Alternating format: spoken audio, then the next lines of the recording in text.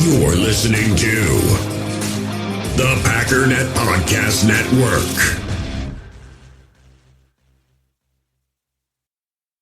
You ever hear of test driving a phone network? Well, US Cellular is letting you test drive their nationwide 5G for free. Try out US Cellular wherever you have spotty service. Your commute to work, that one spot in your house where your service dips. It's as easy as doing a little beep boop pop boop pop with your phone. That's the buttons. That's the noise they make. Anyways, test drive US Cellular's nationwide 5G coverage for free for 30 days. Just download the Try Us app. US Cellular, built for us. Terms apply. Visit uscellular.com/try us.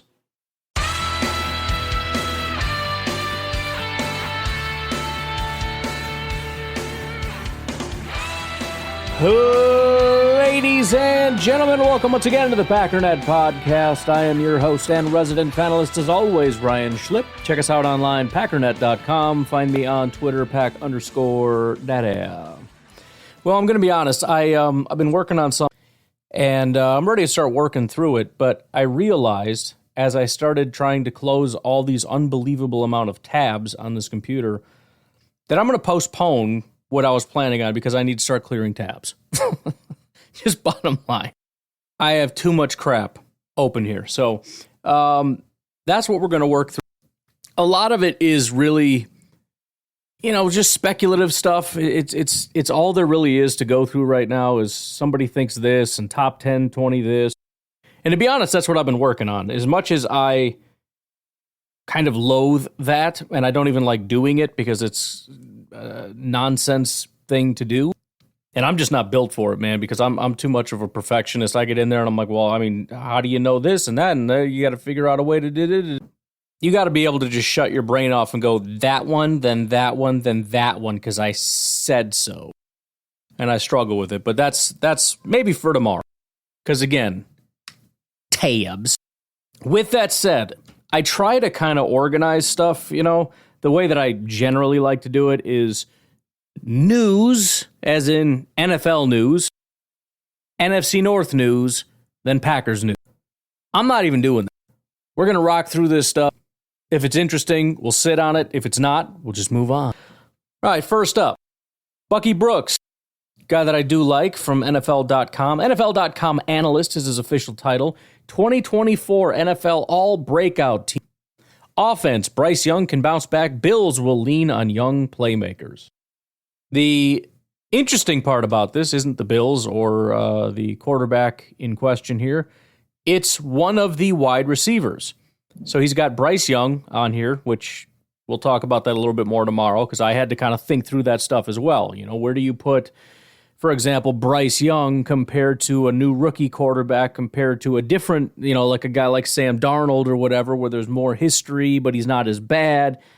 That's why I struggle with it. But anyways, you got Jackson Smith and Jigba. You've got Khalil Shakir at wide receiver, but there's wide receiver 3 or another wide receiver on here, and that is Green Bay Packers wide receiver Jaden Reed. Here's what Bucky Brooks had to say.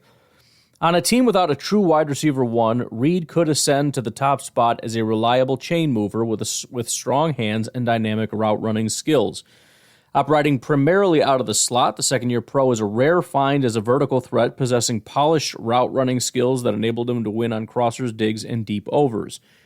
Reed earned Jordan Love's trust during a fine rookie season, 64 catches, 793 yards, and 8 scores that put the former second-rounder on the radar as a potential number 1 option. In Green Bay, these two should make even sweeter music in their second season together. Probably shouldn't give it away, but the other thought that I had that would be a fun project, it's going to take some time to put it together, but a really fun thing to do is, we've kind of gone through and talked about respect and whether people are being respected enough or whatever. At the end of the day, though, especially going through this project that I've been working on, you realize how many just bad teams there are. And some of these teams are just always bad. And so it's a fun exercise because you realize, we just never go down. We're always just kind of hovering in that good, but, we want people to see us as one of the top 3-5 teams, and instead people look at us as the 12th best team. It's like, how dare you, you bastard. Same with Jordan. Some people, and we'll get there, there's other videos and whatnot talking about it. There's a big hubbub about the top 10 quarterbacks among executives, and Jordan didn't make it, and everybody's ticked off. And it's like, that's the thing. We've got some people saying Jordan outside of Mahomes is the best quarterback that there is. We've played that. We got others saying he's not that good, but he's top 10. And others saying he's not top 10, but he's just outside of it. No matter what, that's not a bad spot to be in. You know where Bryce Young's being put right now? And aside from that, I mean, there's a lot of other guys getting a lot of respect. And again, we can squabble over whether they're being properly respected. But you look at what people are saying about Jaden Reed. You look at what people are saying about Dontavian Wicks. I think we've got something on that. There's a lot of love for this team. I don't know if enough people are putting it together. You know, you got somebody over here that loves Jordan. Somebody over here says Jaden can be elite like Bucky Brooks. You got somebody over here saying Dontavian Wicks. You got people still talking about Christian. You got the Matt LaFleur love. All these different things. It's like, man, if you guys could just put this all together, then you could probably see what we see, which is this is going to be a real freaking good team. So I'm not going to get into my thoughts on it. We've already kind of covered the number one thing. I think something that I really need to do is go back and watch some of the games from last year because I'm starting to feel, I mean, the day after the season, I was disconnected from it. Some people are real good memory-wise. It's really locked in there. I'm just too distant from it. I got to go back and watch it and go through those games. Pro Football Network put together a article, who are the most underrated players in the NFL? One underappreciated player for all 32 teams. Now, I mentioned recently Lucas Van Ness. He wouldn't necessarily fit here because this is guys that are good and they're just not getting recognition. Lucas Van Ness is not that. Lucas Van Ness was more of a guy with an extreme potential that we just all forgot to talk about. This could probably go in a lot of different directions. I'm trying to argue with the conclusion that Lorenzo Reyna came up with in this article. I mean, there are some other guys, again, you get kind of squabbly. You could say Rashawn Gary, Jair Alexander, but I don't really think that that's the case. Rashawn probably more than Jair. I think Jair is still really respected. I think it's mostly just Packer fans that are frustrated with him for whatever reason. Could talk about Jordan, but you know, when some people are saying he's potentially the best in football, we're getting squabbly. Same goes for the wide receivers. Can't really say the tight ends because they haven't done anything yet. That's more of a Lucas Van Ness thing as far as potential. I think aside from the answer given in the article, which we'll get to, which is probably the right answer, my mind kind of leads towards Josh Jacobs, to be honest. I mean, Josh Jacobs he had a down year last year, there's no doubt about it. But prior to that, he was arguably the best running back in all of football. And it's definitely not being viewed that way. I mean, Josh Jacobs is an unbelievable running back. And I think, you know, similar to some of the other guys on our team, you have a down year and everybody's like, yeah, you're a piece of crap. And that's just what you are now. And that's all I really need to know.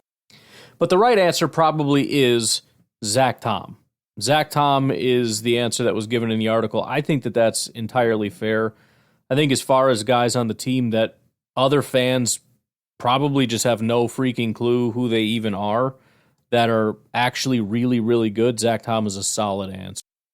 As of right now, at least last year, Zach Tom was rated as the 15th best tackle in football. But I think one of the best attributes about Zach Tom, and let me look at what he did the year prior because I thought it was actually better. Yeah, his pass blocking actually took a half a step back. He had a 78 in 2022, a 72.3 pass blocking in 2023. Completely adequate pass blocker for sure.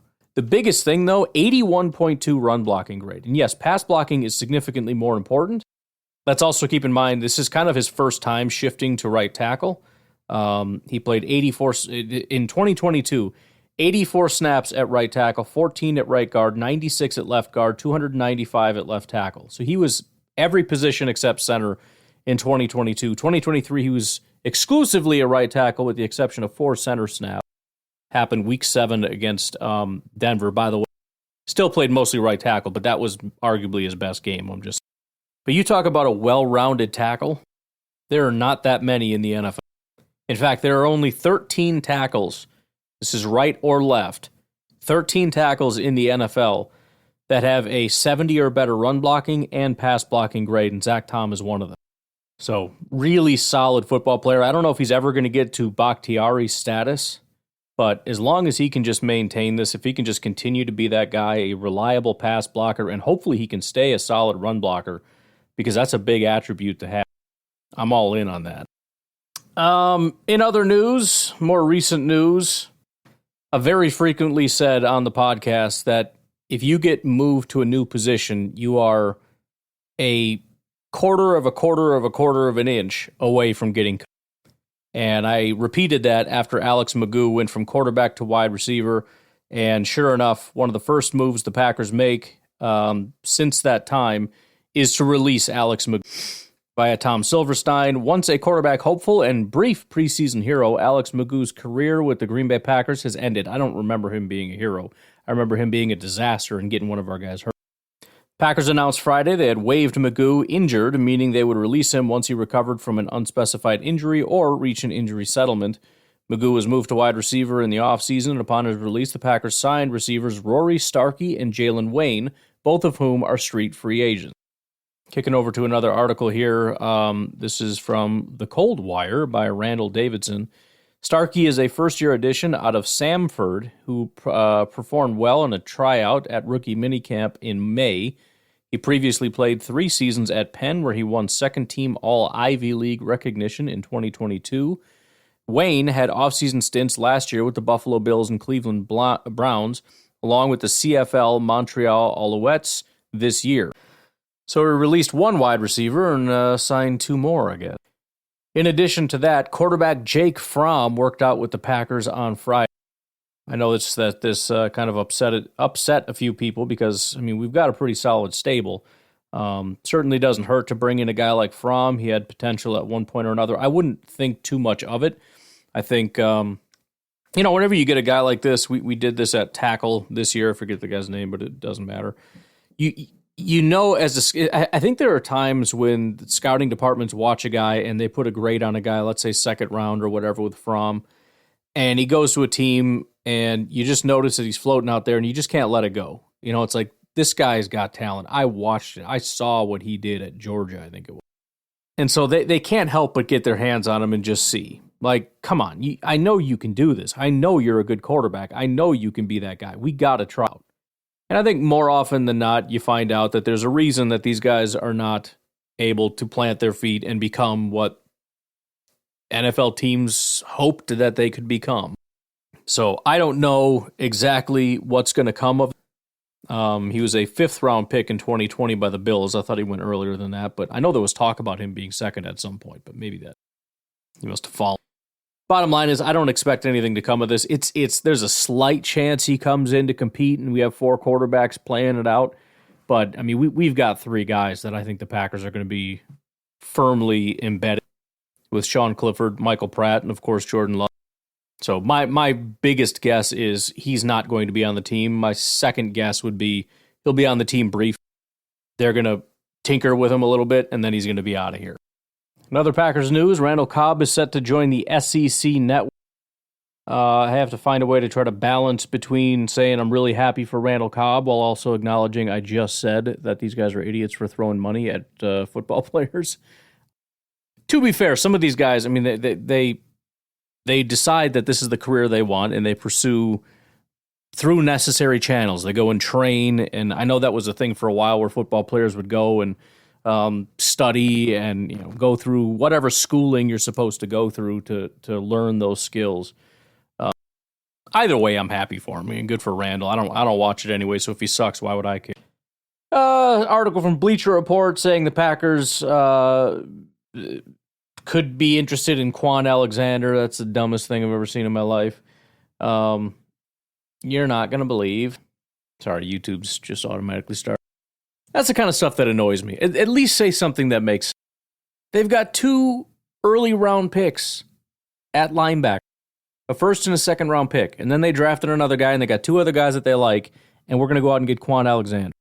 I mean, if linebacker is like the most important position, and they just hate their draft pick and everybody else, and they've got 2, and they're like, we need a third, and everybody else sucks, and I'm not using the safeties, and I'm not using the linebackers. I mean, I guess. Or, no. A little bit about this upcoming 2025 NFL draft. We've got, like 250 days, something like that. Crazy, right around the corner. If you're old, it's right around the corner. If you're young, it might as well just not even worry about it. It's not going to happen for 10 years. It's weird how that happens, isn't it? Dude, I was 7 forever. I was 7 for 10 years. Forever I was 7. Bro, I turned 30 probably about 2 years ago. And years fly by like months now. It's like, this year sucks. We'll try again next year. It's freaking crazy. But anyways, as far as some of the plans for Green Bay, City aims to showcase its unique atmosphere during draft week with music, vendors, and fireworks. Downtown Green Bay is partnering with local business improvement districts and the city to host events. Jeff Miras, executive director for Downtown Green Bay Incorporated, emphasizes the importance of highlighting the city's diverse culture. Is it diverse, or is it just like the culture? Like cheese and brat? Like, oh, yeah, well, okay. There are 5,000 parking spaces available within 3 miles of the main event area, with express buses planned to transport visitors. Early planning stages include events to immerse visitors in Green Bay's culture and lifestyle. Again, let's not get too carried away with it, all right? Nobody wants to know about, like, the natives that lived there a long time ago. Just give a lot of beer and sausage, and we're good, okay? One planned event is the Booyah Battle, where local nonprofits and chefs compete to make the best booyah. What the hell is booyah? I feel like we've covered this on the podcast before for some reason. Traditional stew that originates from the upper Midwest of the United States, particularly regions of Belgian-American communities, often prepared with large quantities for community gathering. That doesn't tell me anything. Anyways, here we go. Beef, chicken, or pork, vegetables like potatoes, carrots, cabbage, onion, peas, sometimes barley. It sounds like you're just making stuff up. Anyway, that's a stupid idea. Mary Roy mentions that local businesses are central to the event's plans, supporting and involving them in the festivities. Additional events include live music, arts, and cultural activities incorporating a Wisconsin and Green Bay twist. On Broadway is collaborating with Downtown Green Bay for various events and activities. Previous collaborations include events like Fire Over the Fox, showcasing successful partnerships. I don't know what that is. There will be numerous announcements and detailed event plans in the coming months, with ongoing communications with the Packers and Discover Green Bay. The initiatives aim to roll out the red carpet for thousands of guests from around the world. The downtown district will host various events during off-peak draft time to provide entertainment for visitors. Efforts are being made to engage local businesses and support them during the draft week. Planned activities include street festivals, the Booyah Bash, and events featuring bratwurst and beers aimed at attracting both locals and visitors. Drop the Booyah Bash, all right? If you're going to do some kind of a cook-off, make it something cool. You could do a chili if you want. I have no idea whether the origins have anything to do with Wisconsin. I would say brats, but a brat's a brat. You know, I don't know what to tell you. Do something to do with barbecue, man. Talk to the SCA, get a steak cook-off. Booyah Bash? Come on, man. What are we doing? Don't try to get fancy with this, all right? It's real simple. The people that are coming there want Packers culture. What is that? Cheese, brats, burgers, beer, football. Get some polka going, all right? Bro, I got to get the robot to make me a polka song. I love me some polka. My grandpa played accordion. Dude, we used to polka. We used to party to some polka, man. Nothing like an actual live roll out the barrel performance in your living room, just impromptu, because grandpa decided to bust out the old accordion. You know what I mean? When you're watching House Hunters and stuff.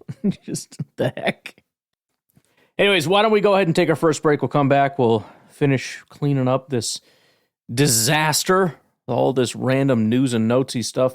We'll take a break. We'll be right back. You ever hear of test driving a phone network? Well, US Cellular is letting you test drive their nationwide 5G for free. Try out US Cellular wherever you have spotty service. Your commute to work, that one spot in your house where your service dips. It's as easy as doing a little beep boop pop boop pop with your phone. That's the buttons. That's the noise they make. Anyways, test drive US Cellular's nationwide 5G coverage for free for 30 days. Just download the Try Us app. US Cellular, built for us. Terms apply. Visit uscellular.com/try us.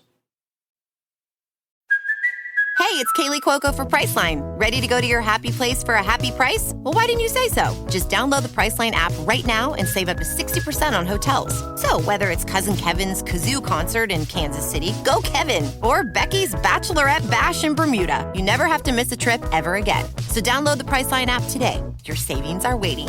Go to your happy place for a happy price. Go to your happy price, Priceline.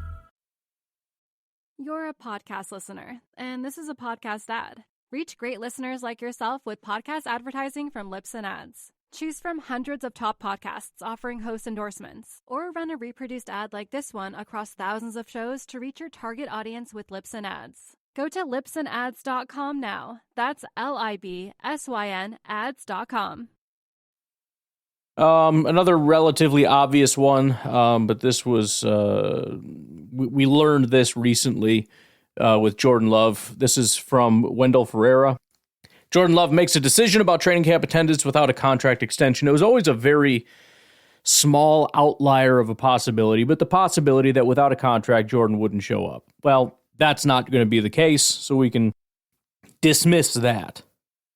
He goes through his article and says, talks about the schedule and when people are supposed to show up. He says that brought questions about if he would really attend camp, but not anymore. According to the Packers beat writer Bill Huber from Sports Illustrated, Love will be in Green Bay. Quote, starting quarterback Jordan Love will be there, even without a contract extension, a source told Packers on SI. The race is on for the Packers and Love to agree on an extension before training camp begins with the full squad practice on Monday. Whether Love would participate in a real practice without an extension isn't known or hasn't been decided. So it's a step closer. I mean, I don't know why, but I'm relatively confident that a contract's going to get done and will borderline be concerned if it's not. It's kind of stupid because we know that a lot of these contracts get done like at the end of preseason, right? At the end of camp and all that, and right before the season starts is generally when a lot of these big things get done. But, there was just those comments made by Gutekunst about, we absolutely are going to get this done, before training camp. That's not verbatim, but it sounded like that was sort of the, I'm trying to think how to phrase it without making it sound like it's something that it's not. Not the drop dead date, but certainly it just didn't really seem to be on his radar that it would take longer than that. He thought it would be done sooner. I think he was hoping it would get done before Jordan even left. And then it didn't. And so now we're back in the building. Everything's here. Everything's ready to go. Jordan and his agent really don't want Jordan doing much physical work without a contract because you don't want your guy getting hurt. That probably doesn't mean practice, but practices can have injuries as well, usually not to quarterbacks who can't get touched. But there are no non-contact things or something that could happen in the weight room, whatever. And it feels like everybody wants this done immediately. There's no let's just wait, we'll do this thing both parties seem to want this done right away. So I am very hopeful that we're going to get an announcement, Sunday or Monday or something that Jordan Love did get his contract. Very excited just to see it, just to have it done, just to be ready to rock and roll, just to assess it a little bit. But if it doesn't happen, something's definitely holding it up. I mean, obviously something's holding it up now, but you just start to wonder, what the heck is it? Why can't they get it done? How much longer before you can bridge that gap? I mean, what hasn't been explored at this point? Is it just we're still working through several different options, trying to whittle down the best, or are we kind of to the point where it's just there's a gap and we can't seem to bridge it? So I'm not trying to create a panic. I'm just saying it always felt like before training camp was the absolute goal. And by goal, I mean we have no intention of allowing it to go past that. So I'm going to hold them to that. And then if it doesn't, we got to start asking some different questions. Nothing necessarily to panic about, but just, again, both sides desperately wanted to meet the deadline and couldn't, is what that would kind of mean to me. So we're just going to assume it gets done and we'll go from there. One of the videos, we got several Packers videos coming up, but I want to clear this one out right now. just because I've mentioned it in the past, and I'm glad. I talk a lot of trash about Bears fans being the most unrealistic and just crazy people on planet Earth. Maybe there's just a psychotic pocket on Twitter. I don't know. But I wanted to go over this, number one, because I want to give a shout out to a Bears fan highlighting something that makes sense, that isn't just blindly positive about the Bears. Even if you like the team, you're optimistic about the team, we can at least acknowledge some of the possible flaws, but also because I've been mentioning this for a while, and it needs to be brought up. So I want to play that for you. Make sure this is set up. It is not. Bing, bang, boom. Here we go. So let me know what you guys think on that. But with that said, so Parker Hurley wrote an article piggybacking off this article from Pro Football Network and talking about regression. And they actually brought up that while DJ Moore has been listed as Pro Football Network as a potential to regress, but positively, Parker made this argument that what if Jalen Johnson does regress and it's not positively, right? We know that this cornerback core, the secondary that we have, is really good, right? But then all right. I mean, I'm trying. I'm trying. Secondary is really good. No, you have Jalen Johnson, and if he regresses, you don't have a very good secondary. But please continue. You got to also look at how Jalen Johnson really performed in the second half of last season. Not that he ever performed bad, right? I know that the things that people kind of easy look at as far as interceptions and things like that, Jalen Johnson did a much better job at that after the acquisition of Montez Sweat. But Parker Hurley's asking here of how much would it impact the Bears secondary and the defense overall if Jalen Johnson was to take a step back, not be positive, right? So, and that's a question when you look at to it. And so Jalen Johnson being somebody that you may be a little bit worried on taking a step back. You know, people have disagreed on how impactful Jalen Johnson is because they look at that interception total and getting turnovers and things like this. And I've always looked at like the completion percentage when quarterbacks throw towards him, which also been really good. But people have Parker in this article ask a legitimate question saying the fact that Jalen Johnson went from one interception in three seasons to 4 just last year and a pick six like that, is it a reality that Jalen Johnson is going to have as strong of a year as how he finished it? And to answer that question, I'll say this. Jalen Johnson, to me, regardless of interceptions or not, I know that's the easy thing to look at, is a top 10 cornerback in this league. All right. Well, I tried. That is Chicago Bears Central. If you want to show them some love or whatever, feel free to throw a like, subscribe, whatever it is. So this is a big question with the Bears in general because in the second half of the year, the Bears team kind of shot through the roof, if you look at DVOA or whatever. The problem is you look at that and you say, okay, well, it was entirely driven by the defense. Well, so what? It's defensive driven and we got a better offense now. Right, but it was largely defensive driven based on turnovers, which are not likely to be maintainable. And so if you look at Jalen Johnson, he's given up 13 touchdowns and has 5 interceptions. Prior to this year, he's given up 12 touchdowns and had 1 interception. And the idea that, yeah, well, Montez Sweat showed up and then he just got a ton of picks and all that. No, he didn't. He had 2. He had 4 picks total, which honestly is not even that much.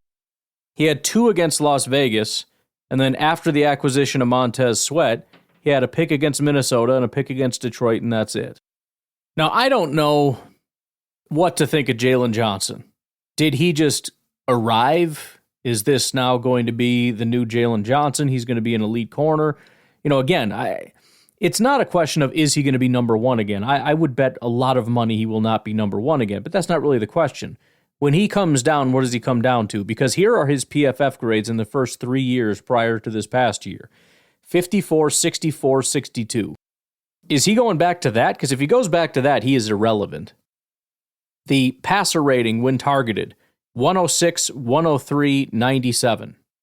Those aren't great. This past year, 33. Now, I think if you take those interceptions away, he obviously is going to be worse. I don't know that he had a terrible season.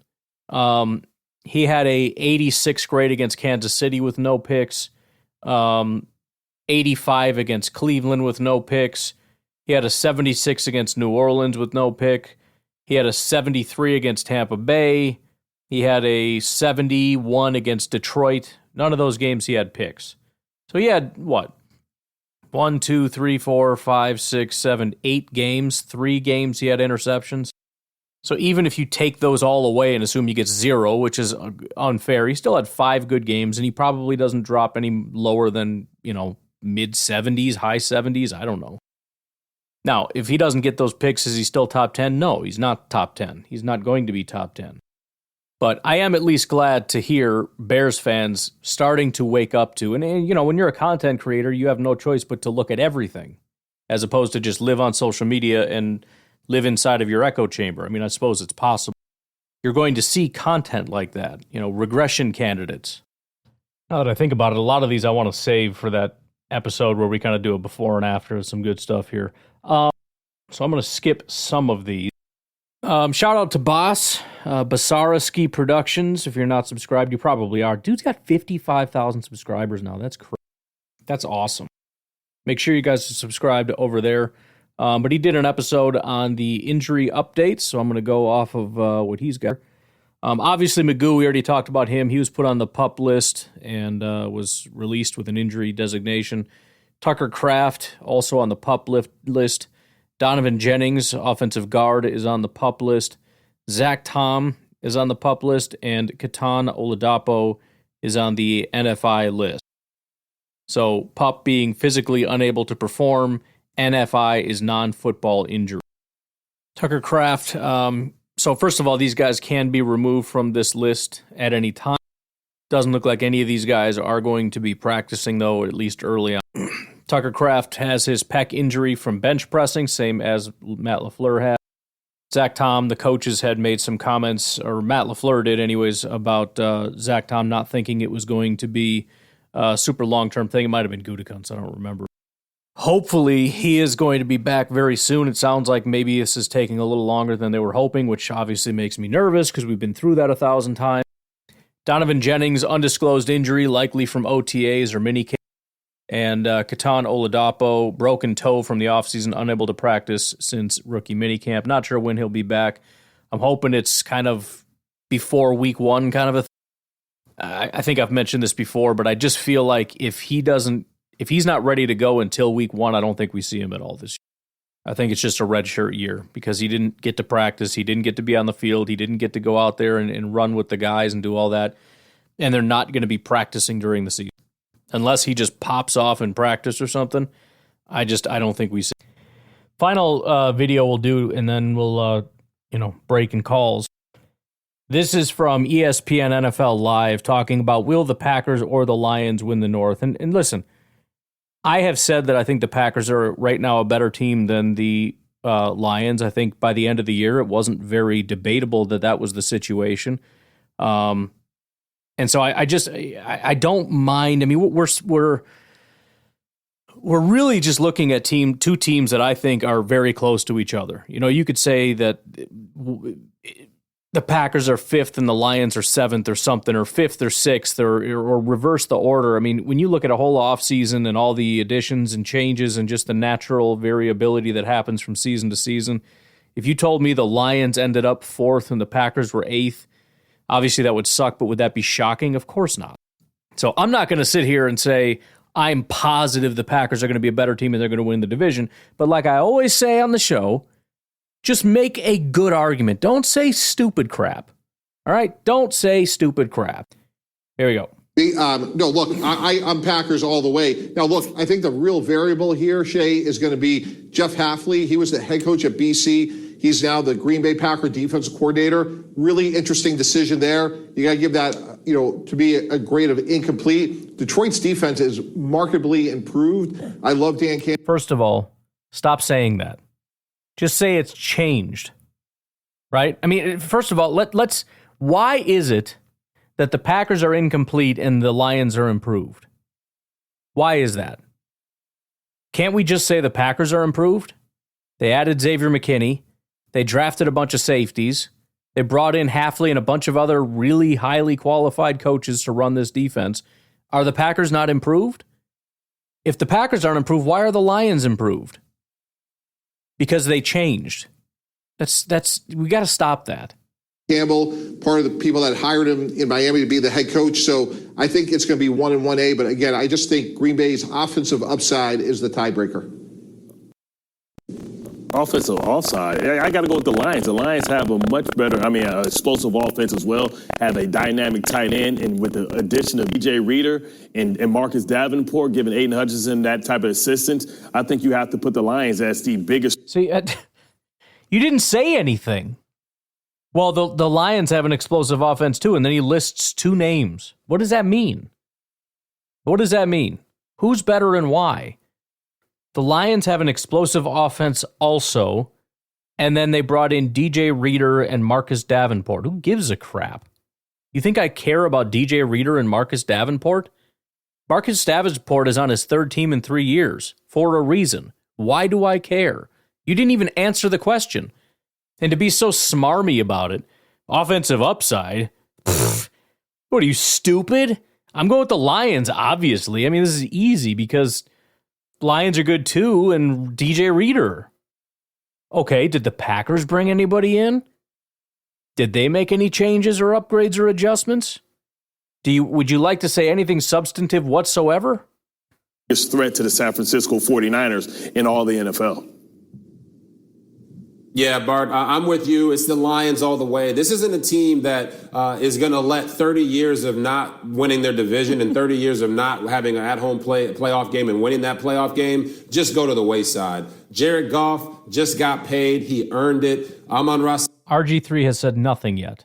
They're not going to let 30 years of being crap get in the wayside. I don't know what that means. Jared Goff got paid. It's irrelevant. And Jordan's about to get paid too, which would also be irrelevant. I mean, they're just saying words. St. Brown is a star now, starring in Netflix. They got a good wide receiver. On the football Netflix is irrelevant, but yes, he's a very good wide receiver. But they also got David Montgomery, Jahmyr Gibbs. Nobody gives a crap about either of those guys, who aren't as good as the Packers running backs, by the way. Jameson Williams is ready to step up big. Jameson Williams is a garbage wide receiver. And let's not forget, the Packers, everybody after Amon-Ra St. Brown, if you ranked all the wide receivers, it would be Amon-Ra St. Brown and then the entire Packers wide receiver core and then Jameson Williams, maybe.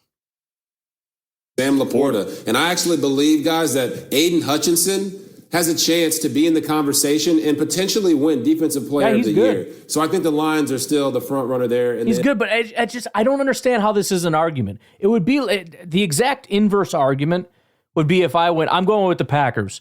The Packers, I mean, they got Jordan Love. Jordan Love's about to get paid. He is a franchise quarterback for the Green Bay Packers.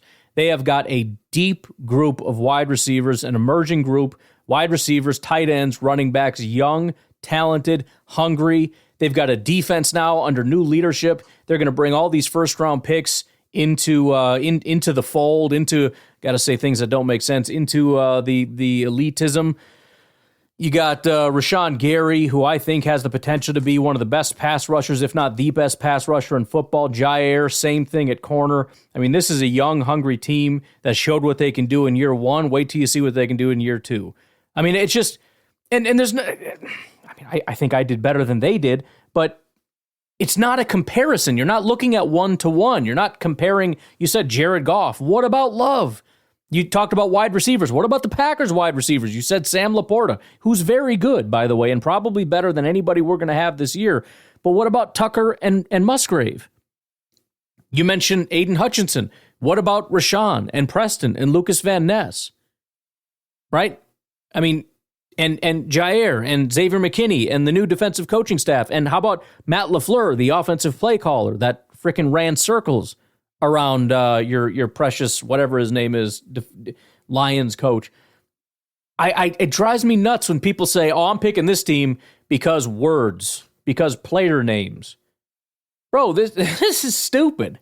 NFC North, and the Packers are trying to chase them. Yeah, I mean, if we're going to talk about reasons... Trying to chase them, the last time they played, the Packers won. There's no chasing.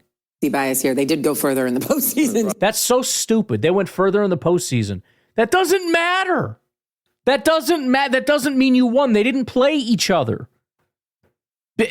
The Lions played 3 teams 2 of them were bad and 1 of them was good, and they lost to the good team. The Packers played 2 good teams. They went 1-1. I mean, so what if they went further in the postseason? That does not mean that they're better. They had an easier path to the 49ers. It's so dumb. Why don't you look at their last head-to-head matchup? The Packers beat them in their own house on Thanksgiving, and it wasn't even that hard. Kind of just took it to them. Just kicked the living crap out of them at home. Nice and easy. Right. So there's that. Thank you, guys. Yeah, there's that. Okay. So this is, by the way, Julian W. Lucas Sports, who's covering this thing here. I should be doing more of this on YouTube. This is all I should do to have a YouTube channel. Just replay what other people say and tell them how stupid they are. Do what Julian W. Lucas does. But he's going to go through it too, and it's the same thing. It's like, come on, man. Don't say stupid things. Okay. So it's funny because you guys know, and I know I have a lot of Packers fans and Lions fans, and this video will most likely attract both of them, so do not hate me. I'm definitely going to play the fence a little bit because I don't really know if I was forced to pick. And again, if you are just first watching this video and you're a new Lions fan or a new Packers fan, whatever it may be, I have spoken incredibly high about Jordan Love and the Packers as well as the Lions. Which is why this question is actually so thought-provoking for me, because if I was forced to pick right now, preseason, obviously don't know how any of these teams are truly going to look. I would lean more on the Lions. Okay, that's fine. That's fine. Took you a long time to get there. That's fine. Tell me why. Just because of that maturity and experience is there. And as much as I think Jordan Love is going to continue to grow and be a top quarterback in the NFL, the truth is that he still has some growing pains to go through, right? Like, I don't know what that means. What does that mean? He has growing pains to go through. That's just the reality. No matter how great you expect him to be, even if he's the next Patrick Mahomes, he still is going to have some growing. Is this your sport? Shut up with the ads. I don't know what that means. There's going to be growing pains. No, I'm not going to go through this whole video, but he says there's growing pains. And he says, even if he's Pat Mahomes, did Pat Mahomes have growing pains? Because if Pat Mahomes had growing pains, but was like the number 1 quarterback since the moment he stepped foot on a football field, then I don't think you know what you're talking about. And then later on, he goes on to say, but I mean, if he is like a real elite Pat Mahomes, then I would pick the Packers over the Lions.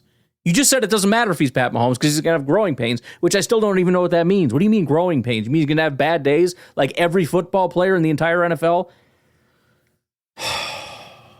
I mean, I almost want somebody to make a really good case for the Lions so I can just say, good point. Yeah, that's fair. You could almost even go for the maturity thing, which seems weird because the Packers obviously have had a longer track record of success than the Lions, but not necessarily these specific players or even the coach necessarily. I mean, both of these guys have relatively long track records, but everything is kind of young. So I guess I could give you that, but obviously the counter argument to that would be, look what mature Lions look like compared to, I don't have any idea what the heck I'm doing. We're just kind of guessing out here, Packers. Those 2 teams, Lions who have been working their way up, they have been doing this for 3-4 years, however long they've been building this thing, compared to the Packers who just learned how to play football like 2 weeks prior, came into your house and kicked the crap out of you on Thanksgiving. And now they're going to be a year better. And the Lions, I don't know that they're going to be a year better because they're kind of getting to that peak, right? They're kind of getting to that point where it's really hard to continue to take steps, right? I mean, Amon-Ra is elite, but he's already gotten. I think Aiden has more or less peaked. Even if he is the number 1 pass rusher in football, he was like number 4 or 5 this past. It's not that big of a jump. There's a lot more room for growth. You look at the Packers, look at the entire defense. If this is a top 5 defense, you know how massive of a jump that is? I'm not saying it's going to be, but I'm just saying the gap between the potential and what we got last year is much more massive. Guy in this ad has a Packers helmet behind him. What the heck is this ad?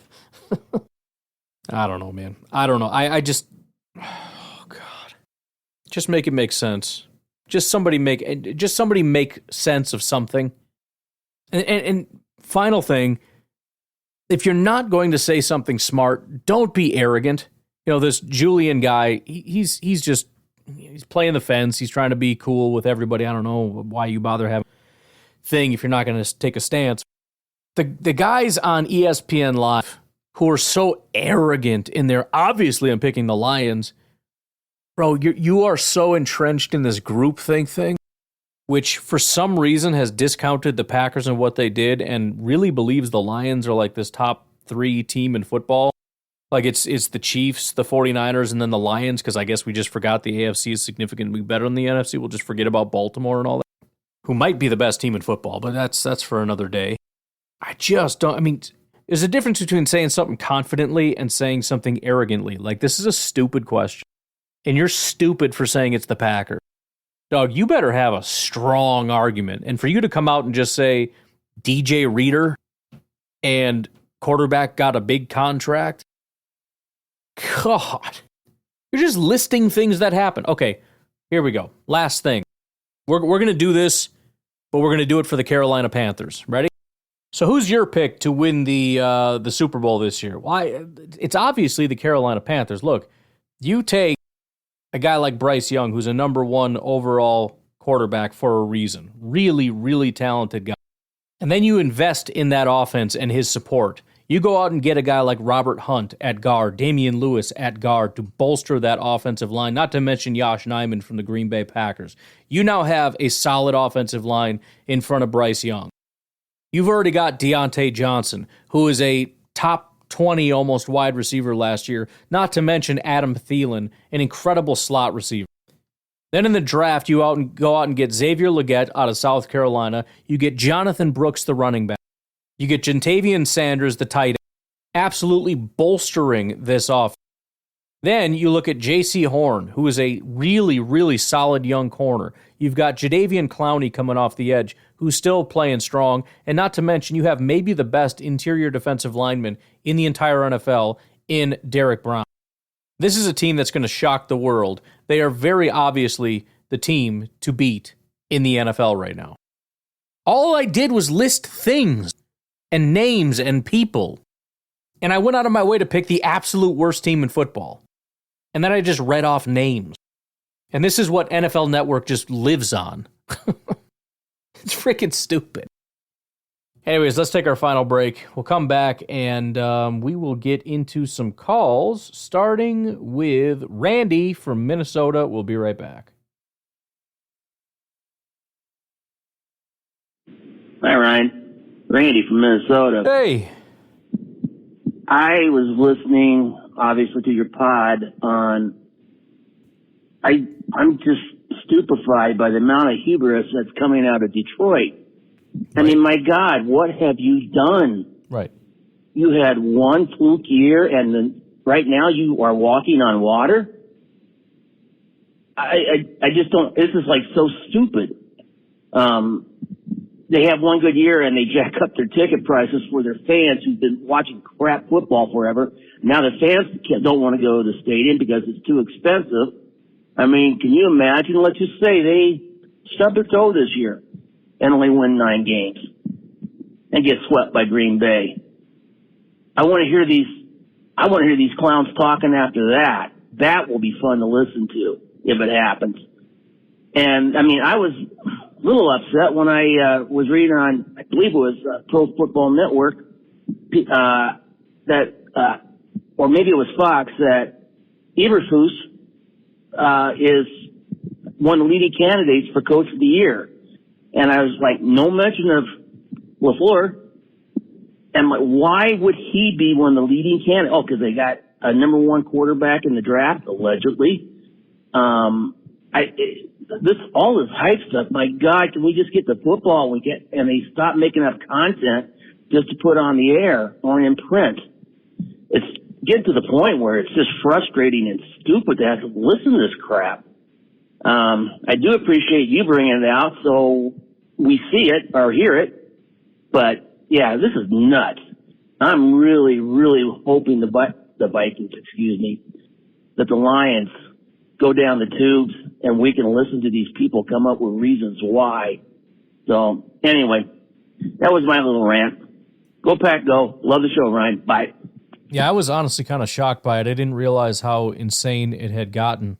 But I think the best thing to come out of that is, I mean, if they continue this, then I think the Lions are very quickly going to become, at least for me, that sort of biggest rival thing. The team that just gets in my craw more than anybody.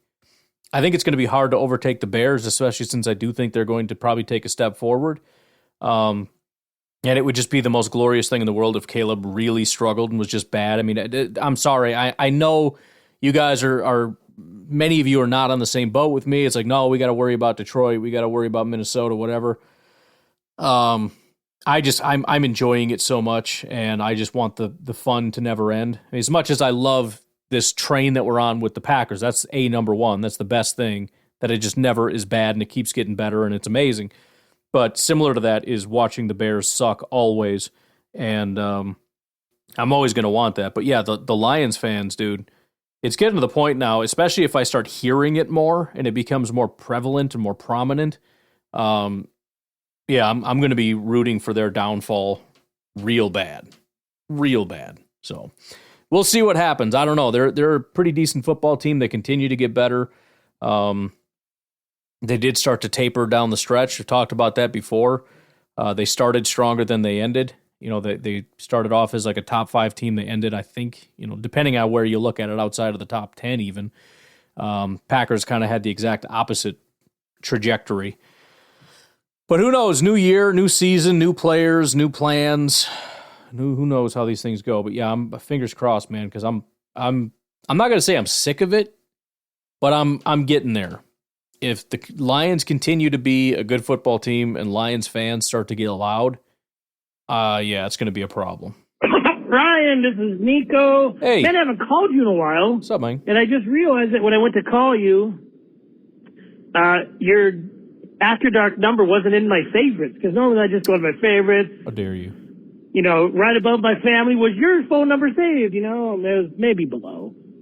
But I ruined my phone like 3 weeks ago, and I had to buy a new one. That was fun. Ever been to an AT&T office for hours trying to get a phone? Yeah, it's so much fun. I only had to go to 2 different AT&Ts to do my stuff and find the right phone, and I wanted to unalive myself.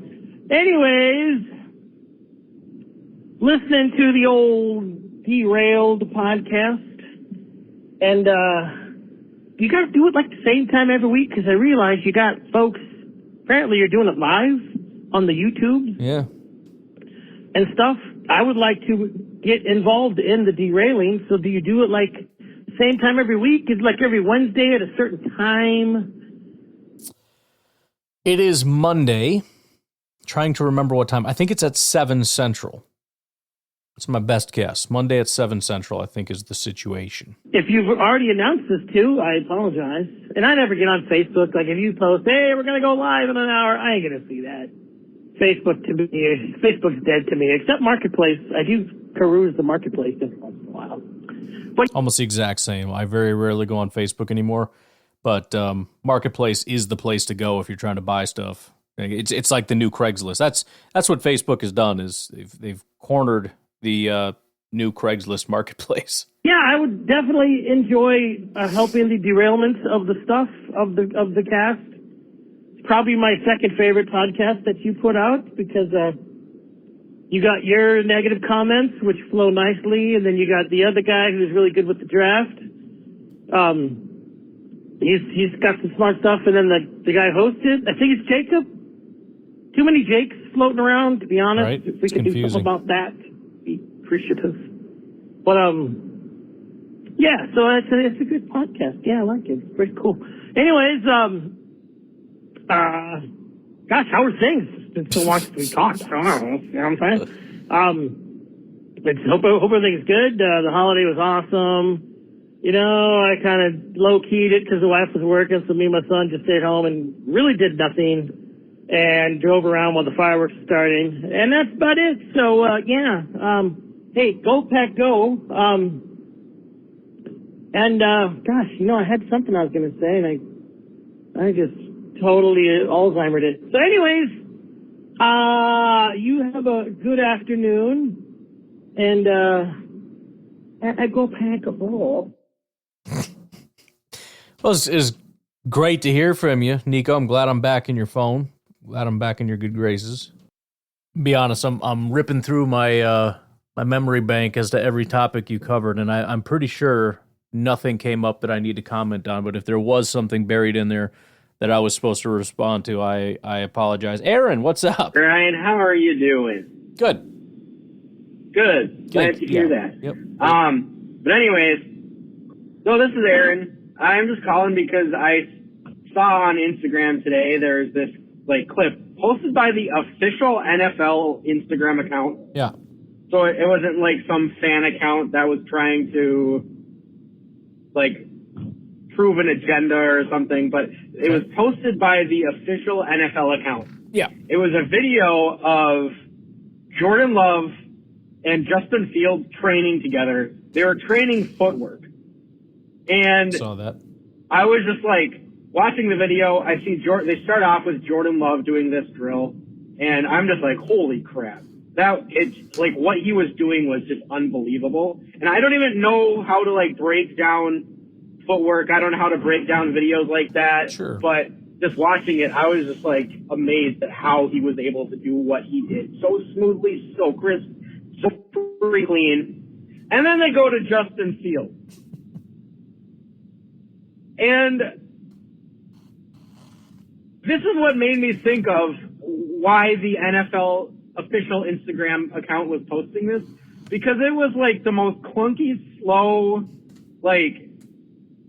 it feels like he had never done it before. He didn't know what footwork is. And then they showed a different angle of a different rep that he did of the same drill, and he kicked a cone way out of way into the ozone layer. It was just looking at the difference between Jordan Love and Justin Fields and thinking it's just these same people were last off season. The exact same Instagram account was calling Jordan Love a bust and calling Justin Fields the prime candidate for MVP. And it's just then they'd come around and show this video. It's the most hilarious thing I've ever seen in my life. Because it literally looked like me, a 31-year-old dude that has never done this drill, could probably do just as well as Justin Fields did on this quarterback footwork drill. And I'm not even joking. It was just hilarious because it's it showed the contrast between how great Jordan Love is comparatively to how Justin Fields is. But yeah, maybe you saw the clip, maybe you didn't, but anyways, it was just night and day. I'm just yeah, one of these guys knows what the heck they're doing, and one of them doesn't. Anyways, I'm about 3 minutes. Peace out. Bye-bye. I did see that clip. I actually thought the release time was more damning than the footwork. You just see it, how slow it is. And again, it's why I couldn't give a crap about Bears fans' opinions on anything, Caleb Williams or whatever. Now all of a sudden it's oh, yeah. No. We see it now with Jordan, definitely, because Caleb is so much better. Caleb is amazing. You look at Jordan, or not Jordan, whatever his name is, Fields, Justin. Man, you look at Justin, boy, oh boy, he just can't do what Caleb could do. Caleb's got something special. It's, you know what? Just shut up. You don't have any idea what you're talking about. And granted, yeah, he probably is quite a bit better, but these people defended him for so freaking long. They pretended they couldn't see the footwork issues, the throwing issues, the release issues, and it's just not good. I mean, he's just not. I don't know. He's got issues with mechanics that just are not able to be translated to the NFL. And not to completely cast him out. Who knows? Maybe he ends up doing something. But it's hard to believe because while everybody's focused on his positives, and this is where the scouting community goes awry, because they got this don't tell me what he can't do, tell me what he can do kind of mentality. Sometimes what a guy can't do is what's going to prevent him from ever being a great football player. And that's why you heard announcers and prognosticators and everything else for all these years talking about, yeah, but Justin's elite. Yeah, but he's got a great arm. Yeah, but look at his highlights. Look at what he can do with his feet. I understand the highlights. I understand the positives. I've said it before. Trubisky also had a lot of highlights. That dude hit some bombs down the field. The problem is the negatives that are going to prevent you from ever being a good quarterback. So it was just a bad pick. That's all there is to it. Uncle Rico here. Ryan. Yo. Ryan. I can't even function. Okay. Ryan, because Ken Griffey Jr.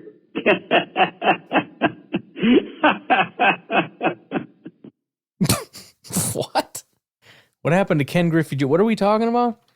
Did I miss something? Ken Griffey Jr. Fruition Swingman Classic. I don't know what's going on here. It's a weird day. I'm just gonna say it. All right, we're gonna end on that one. Let's go with Dakota, and then we'll bounce. Hey Ron, this is Dakota, that nerd in Tennessee. Hey. I have recently been watching Hard Knocks. This is actually the first Hard Knocks I've ever actually watched. Nice. Most of the time I just don't notice when it's on TV, I guess. I only got streaming services, and I guess they're only on Max. And I didn't really super start watching Max until semi-recently. But anyway, it's pretty freaking cool, to be honest. I'm kind of sad I didn't watch the rest of them when they came out. Now I just feel like I'm watching old news when I watch the other Hard Knocks. So it's kind of hard for me to actually get invested. But I started to think, and I know everybody said this, but when the Packers when they're forced to do the Hard Knocks, first of all, I hope it's in season. That's cool. But off season is still cool, I guess. It doesn't matter. Either way, it's going to be crazy. It's going to be great. I mean, just imagine the Gootinator on TV. Like Joe, they keep calling him Shane. Is that how you say his last name? Anyway, the GM of the Giants. It seems like a very personable fella. Like he has a personality where Goody is just like the Gootinator, man. Like, I mean, he has a personality and it's success. That's his freaking personality. So like to see that come out, and plus I they really don't want to do it. So I can't imagine any of them will be in like good spirits or really, really happy when the cameras are rolling. So, yeah, I mean, I can't. I have to see it though. It would be so good for the Packers, the franchise, not necessarily the Packers, the players and employees. I rambled on a lot about that, quite a lot, but yeah, man, Hard Knocks is actually pretty cool stuff. If anybody's listening and hasn't actually watched it, man, take some time. It's pretty cool. And then, yeah, I'm sure I'll think of a question at some point. I'll call and ask about it so we have something to talk about until training camp gets here. But anyway, peace out. Yeah, I've always been pro Hard Knocks. I think I'm in the minority on that one, but I understand that there's distractions and everything else. I get all that. I know I looked at it recently. I don't remember there being anything positive or negative. I know I tried to look into it to see if the hype was unwarranted, and I didn't come up with anything. I like content, man. I want all the content. I want football to be year round. I mean, it is year round, but as year round as humanly possible. The more Green Bay Packers you can give me every single day, the better. And if we actually get behind the scenes, in the meeting room, in the locker room, on the practice field, conversations, everything, man, are you kidding me? Come on. I mean, I understand that I guess you could say purists or however you want to put it, the people that, will look at that and say, I think that's going to do more harm than good, and it's all about winning, and if this means a single loss or whatever, it's not worth it. Listen, do you think Hard Knocks is going to be the reason the Packers don't win the Super Bowl? I find that to be a bit of a stretch, so I'd be all for it. I really would. Anyways, folks, I'm going to get out of here. You guys have a good rest of your day. I will talk to you tonight, tomorrow, whatever. Have a good one. Bye-bye.